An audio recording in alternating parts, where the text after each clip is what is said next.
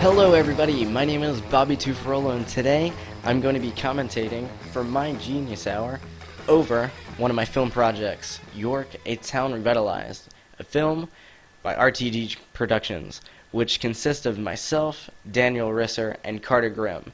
Now 2 months ago, the beginning of April, we created this mini documentary about York City and how in the past 10 years it has become really revitalized. It has changed so much in the past 10 years. Ever since the York Stadium, York Revolution Stadium came up, there has been a huge cultural impact in York City, and it's brought so many people from outside of the county. And it's been an absolute blast to make, absolute blast to talk about. We got some interviews in of people who have lived in York City for many, many years, business owners, local studio artists, and we wanted to ask their opinion on how the city has changed.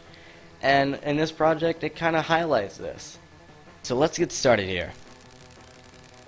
Now right here, this is what you would call an establishing shot. The establishing shot sets up what's going on in the rest of the scene. That's what would happen normally in a narrative. In a narrative where there's a plot line, at the beginning of the scene there's always, well at least most of the time, an establishing shot that sets up really the setting. It tells the audience where it is and what's kind of going on. For example, if it's a, I don't know, cowboy western, you're going to see shots of an establishing shot of a desert and there's cacti and there might be some guy riding horses in the background. But for this very first scene really sets up what's going on for the rest of the film. You know, guys might be watching this video, they've never even been to York City before, but they see this frame and whatever's in this frame here and they think, you know, welcome to the city of York. Everything after this is going to be something to do with our city. It's going to, every single building, every single piece of architecture, every single piece of art, every street, it's all going to be part of York City, because that's really what this project is about, right? So we go into this next shot, which is really just apartments, building, and then this is one of my favorite shots in the entire film. I really don't even know why. It's kind of a deep focus shot. Nothing's really centered in the focus. I mean, you could say this car here was accidentally kind of in focus, and even this antenna, because it was shot out of the passenger seat of my father's car. But you can clearly see everything that's in this shot here, and it all adds to the montage of the, really what you're going to see in the rest of the film, the montage of what's in the city of York. You're going to see montage of shots of buildings, shots of, again, architecture, art, different streets. I can't state enough how much of this, what we'd call B-roll footage, filler footage you put in between the A-roll, which in this case interviews, when we interviewed people about the city of York, how much these filler shots really took into play and how we used the simplest of these shots, cars, this montage to our advantage in the film. Yeah, just more shots. This is some buildings, architecture, there's some restaurants, and just getting random samples of people, you know, make it seem like the city is really lively. And that's another thing. This was filmed strategically on a day where there was a lot of people coming out here. So, like I said, it makes the city seem a lot more lively than it might normally be on a regular basis, regular day. Doesn't mean York's a bad city, but this is just when a bunch of festivities were going on, and we thought it was a smart idea to film. If we were going to film on any day, this was going to be perfect, because there was going to be a lot of people here, and it would just make York seem greater than it already is. Alright, so this gets into our first little interview session here. She was asked what brings you to York, PA, and she kind of gave her own little insight on that. But more importantly, kind of how this shot was really set up. I actually wasn't there for this particular scene. I had to leave early and kind of let that supervision over to my friends Dan and Carter. But they set it up really well, and I like how it kind of played out. See, she was kind of in the center here. She wasn't too far to the right, too far to the left, which is often a problem with many documentaries. And you'll see later in the film, I kind of made a mistake on one of the shots. I really should have placed the camera somewhere differently where it made more sense with kind of where the eye contact was going, because she is facing this direction. She's looking at Dan, who's off camera, pointing this way. You don't want her too far over here because there's too much background footage. And what people would do is they're watching them. They're making eye contact with her. You know, the subject is really focused. The audience is really focused on the subject, not really the background. You want her to be in the center and somewhere where she kind of places a dominance over the scene. And this medium shot, which is basically her, technically from the waist up, but it's still called a medium shot, kind of places her as the primary target of this scene. And I really like how it's just overall set up. The only problem I really found with this shot is honestly the lighting.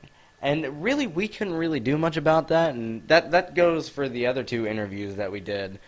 Usually you'd have a 3-point lighting system, especially in interviews, which contains a backlight, a key light, and a fill light, which, and not really going into too much detail here, it sets the visual look for a film, and everything in here was used with artificial light that came from the room that we were in. We were on a second-story building, second floor, just in kind of an office space. Nothing was, like, really set up on our own time, per se. I mean, this was all, like, off the flip of a light switch and kind of happened there. And this is probably the best lighting we had out of all the 3 interviews, even though we didn't have that lighting set up. So that's kind of like a blessing in disguise, but you shouldn't really do that. It's kind of a little more filler footage here. Give our audience a little something to look at aside from the interviewee. Just kind of keep them entertained so they're still focused.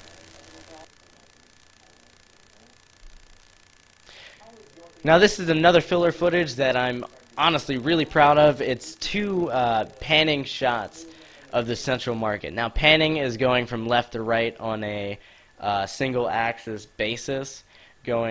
Now the opposite of that on a y-axis is tilt, going up to down.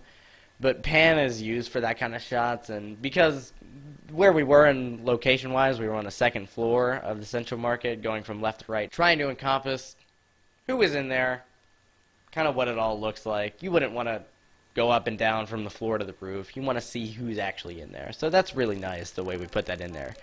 Our second interview here is Melissa Grove, and same thing I would say about the last shot here. It's a more close-up shot of her. A close-up really technically refers to you can only see the actor's face. So technically it kind of still is a medium shot, which waist up, but it's a little bit in the middle here. The only problem with this shot, there's still some artificial light that we really couldn't do much about, though I do like how it was set up. The camera is probably too much to the right. She's looking way too much off camera.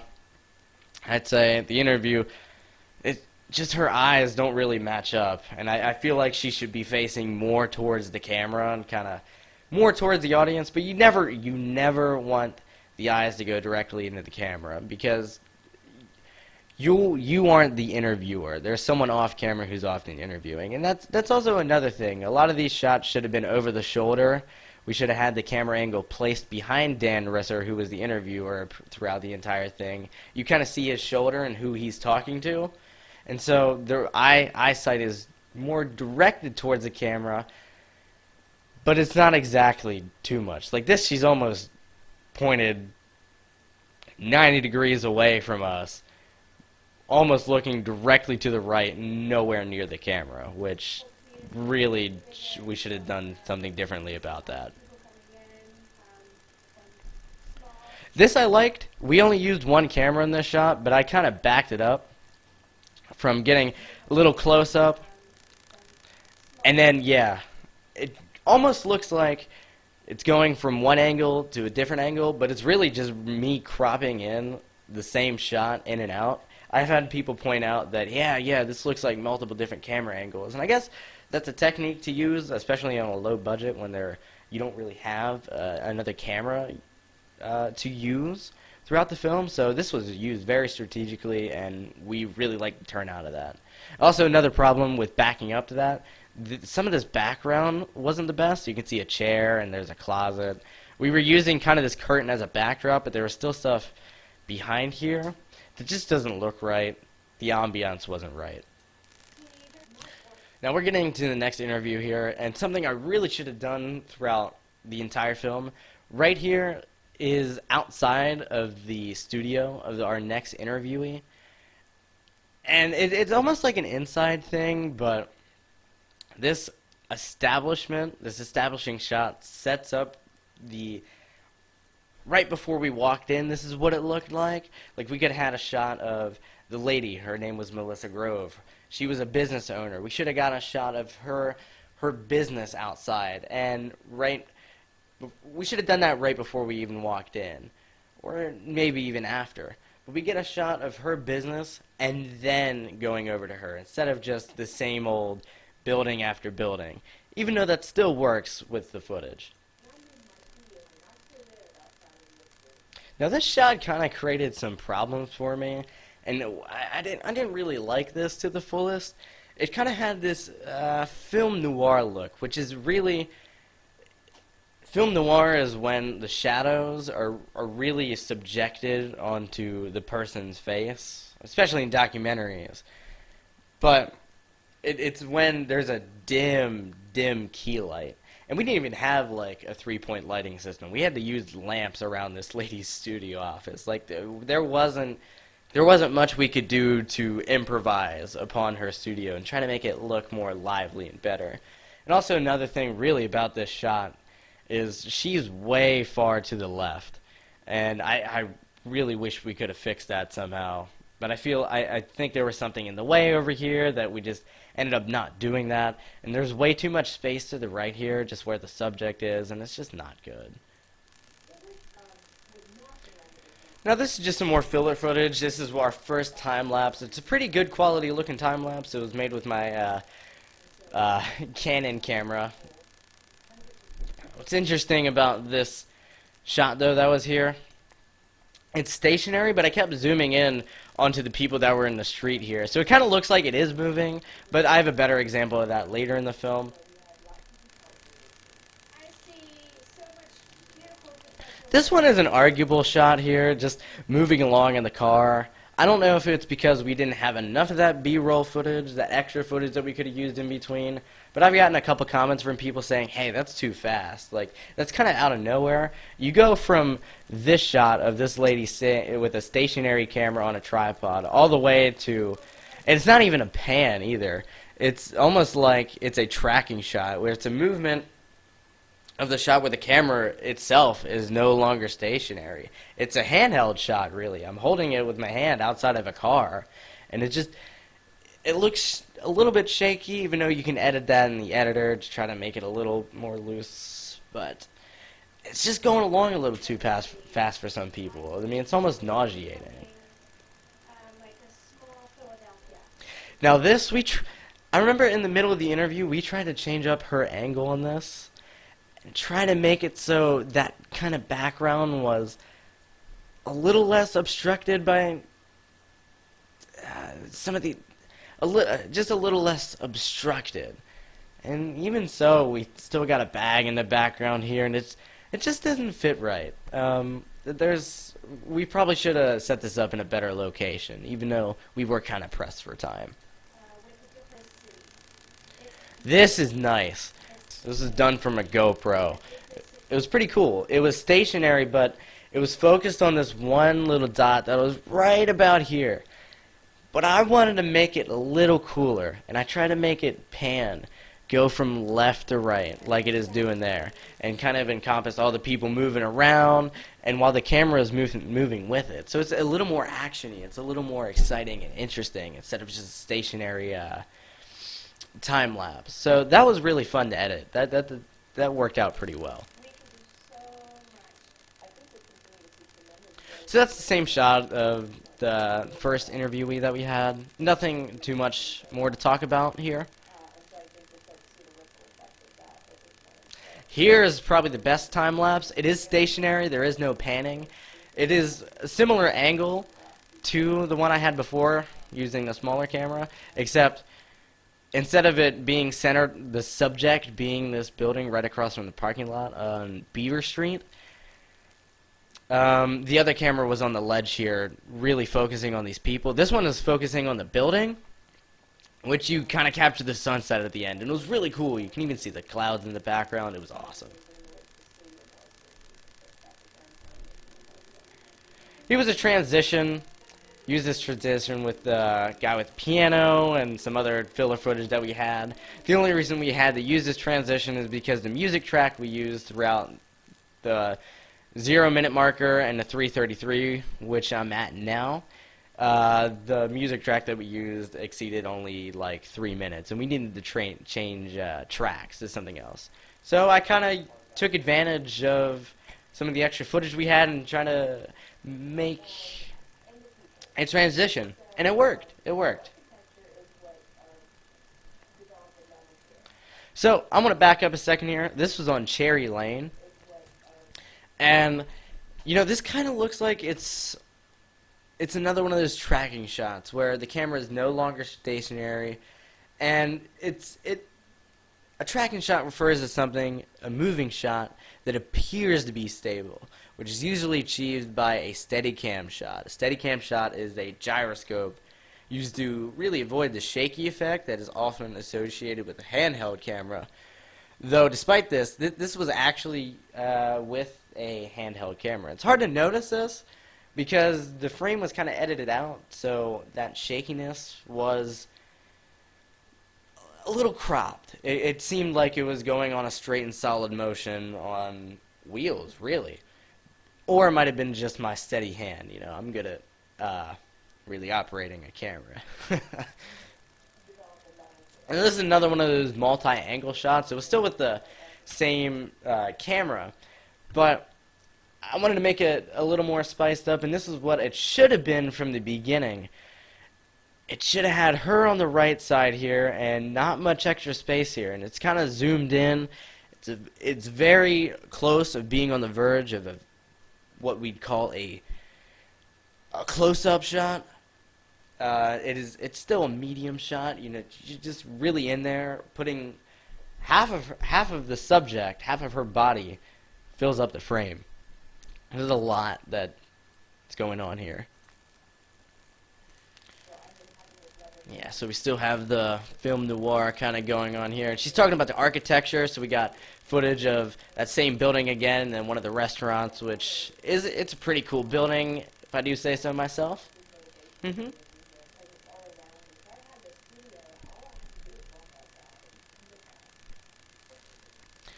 Now, what we did there was a fade out, fade in.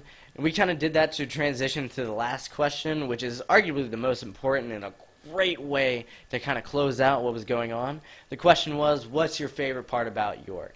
We just kind of faded out, faded right back into the action with an even bigger and better question. I didn't want to go straight into it. I didn't want to have a singular transition where it just goes from shot to shot.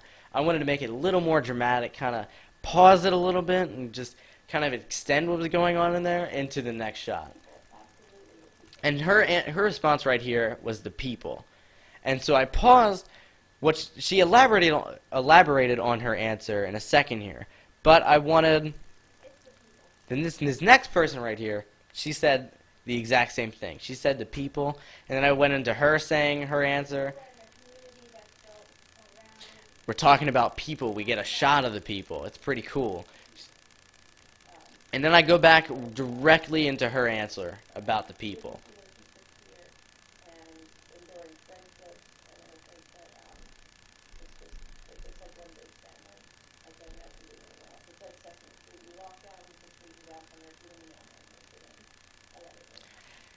And you know, that really concludes the end of the film here.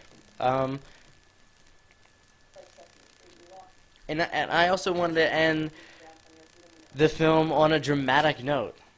These last three people, they're they all said something about the people of York, how they love the people of York. They love being in the city, they love being in there, they love talking about it, they love working in there. They really just couldn't see themselves being anywhere else right now. They really enjoy themselves in this city. And ending it on that kind of note just really puts a little bit of inspiration in people. And I got some comments saying, you know, this is a very emotional film. And it really was, I think. At the end, there's a good mood you would get out of it.